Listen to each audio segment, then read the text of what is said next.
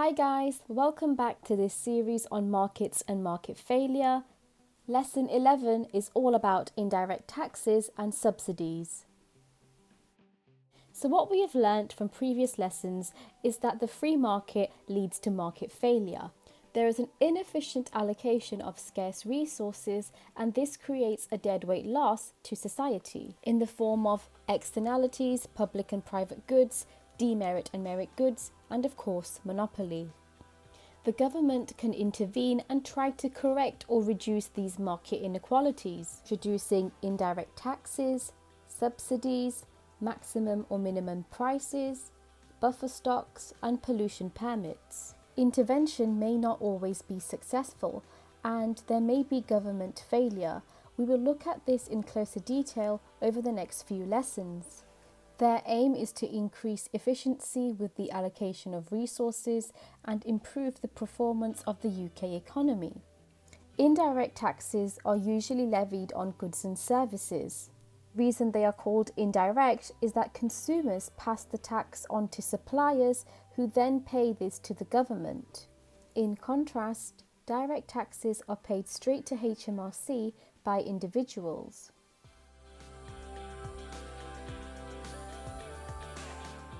Let's take a closer look at VAT, which is an indirect tax, and it comes at a standard rate of 20% on most goods and services. We know the rate has been reduced for the hospitality sector to 5%. This is to try and support the sector, which has been particularly hard hit by the pandemic. It is an ad valorem tax, which just means that it's expressed as a percentage, in this case 20%. The amount of tax paid depends on the price of the good. If the price increases, so will the amount of tax to be paid. And that's why you'll see in the graph below, the lines begin to diverge as price increases. So we start off by drawing demand and supply. From lesson 3, we know that taxes would shift the supply curve to the left as it increases the cost of production for suppliers. So in the free market, we have point P1, Q1, but when the government intervenes, the tax causes the price of the good to increase to P2. Quantity would fall to Q2, so value-added tax on unhealthy or sugary foods would increase their price and may be successful in deterring some consumers from purchasing them. Another ad valorem tax would be stamp duty, which is the tax you pay when you purchase a property. To try and help the economy, this has been cut from 2% to nil for properties purchased which are under £500,000. Another type of indirect tax is a unit-specific tax. This tax is due on certain products, and because it does not change with the price, we draw the graph with two parallel lines. An example would be excise duties. These are levied on goods and services such as cigarettes, alcohol, and fuel. The tax would increase the cost for suppliers, so we shift the curve to the left, and what we can see is that price increases and quantity falls. The free market output would be at P1, Q1, but when the tax is levied, we have a new output, which is P2, Q2. The green box indicates the amount paid by the consumer, and the orange box below is the amount paid by the producer.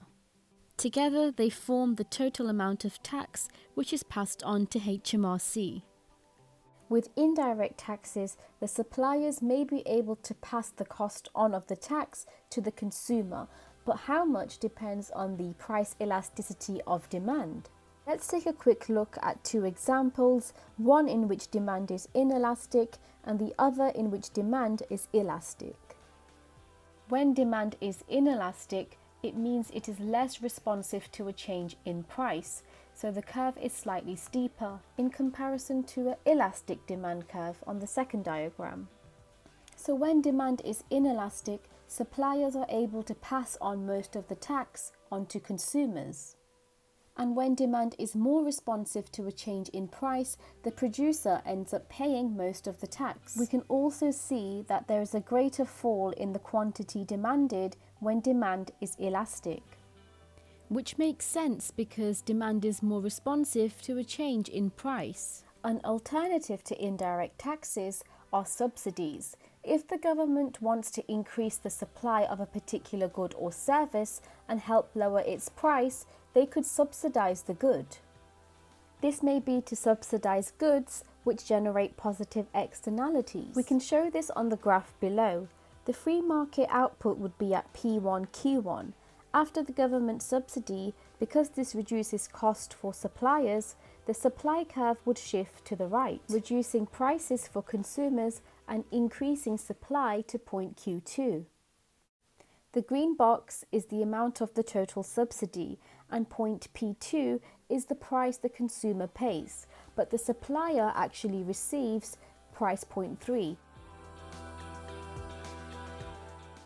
Let's summarize. So the government can intervene via indirect taxes. Examples include VAT, excise duty, and customs duty. They are called indirect taxes as they are passed on from the consumer to the supplier and then to HMRC. VAT is an example of an ad valorem tax, and the graph has diverging supply lines. In contrast, excise duties are a unit-specific tax and have parallel lines. The amount of tax passed on to the consumer depends on the PED. A tax is used to increase the price of a good and reduce its supply. Subsidies are used to reduce the price of a good and increase their supply.